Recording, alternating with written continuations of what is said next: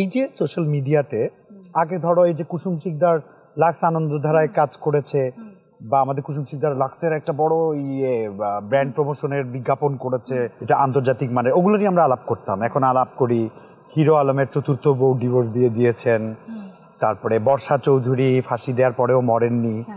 বর্ষা চৌধুরীর অরিজিনাল স্বামী কে? তুমি বলো বর্ষা চৌধুরী আসলে অরিজিনাল স্বামী কে? আমি তো জানি না, তবে এই বিষয়ে মাহমুদ সানি অনেক কথা বলে। তুমি এভাবে বলতে পারতে যে ওর অরিজিনাল স্বামীকে যাই না, বাট আমার স্বামী ভালো আছে। এই যে ভাইরাল টপিকগুলো রিসেন্ট হচ্ছে, এটাকে তুমি কিভাবে দেখো? এবং মূল মেইন স্ট্রিম থেকে আমাদের অডিয়েন্স যে সরে নন মিডিয়া ইস্যুগুলো নিয়ে বেশি চর্চা করছে, এটা আমাদের সুস্থ জাতি গঠনে কতটুকু সহায়ক?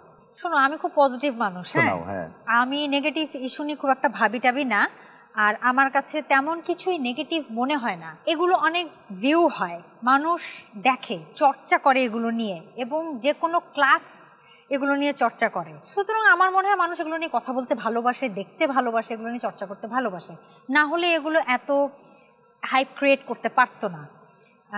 সো আমার মনে হয় it's okay, it's okay, it's okay, okay, let it be, exactly. যখন যেটা থামার সেটা থেমে যাবে, যখন যেটা চলমান থাকার কথা সেটা চলমান থাকবে। অনেকে বলে যে তার অনেক স্যান্ডেল নাকি মানে ক্ষয় হয়ে গেছে হাউজে হাউজে দৌড়াতে দৌড়াতে, ফটোগ্রাফারদের স্টুডিওতে দৌড়াতে দৌড়াতে। আবার একটা ব্যাপার হচ্ছে তোমার ভিউ ভালো, কিভাবে ভিউ হচ্ছে এটা জানার দরকার নেই। তুমি টিকটক করছো না, রিলস করছো না, কি করছো, তো ভিউ ভাবে ওকে ডেকে অভিনেতা অভিনেত্রী বানিয়ে দেওয়া হচ্ছে কি অনেক, তাই কি? হ্যাঁ। আচ্ছা, তোমার বাড়ি কোথায়? আমার দাদা বাড়ি নড়াইল আর নানা বাড়ি সিলেট। নড়াইলের ভাষা তো বলতে পারো? হ্যাঁ, করতে পারি, বুঝতে পারো?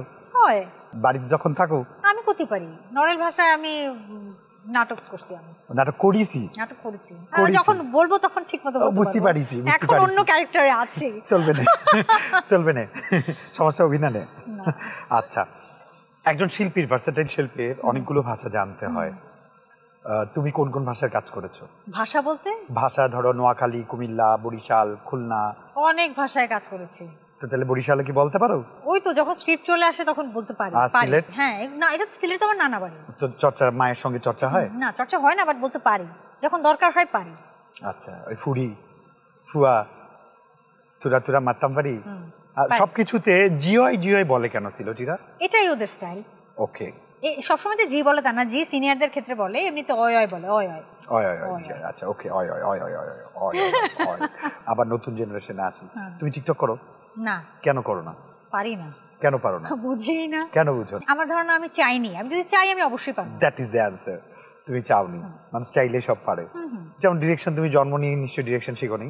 করতে করতে শিখেছি। ও বাবা, অনেক কঠিন ছিল। হ্যাঁ হ্যাঁ, না শিখে করিনি, আমি করতে করতে শিখেছি।